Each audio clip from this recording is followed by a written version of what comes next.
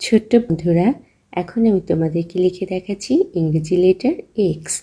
তো আমি প্রথমে দেখো ক্যাপিটাল এক্স লিখে নিলাম দুটো ঘর পূর্ণ করে, এরপর স্মল এক্স লিখলাম শুধু মাঝখানের ঘরটি পূর্ণ করে। এক্স লেখার জন্য আমাদেরকে দুটো স্ল্যান্টিং লাইন ব্যবহার করতে হবে। তো দেখো আমি এখন তোমাদেরকে প্রিন্ট লেটারে এক্স ফর জাইলোফোন লিখে দেখাচ্ছি। X Y L O, xylo P H O N E, xylophone.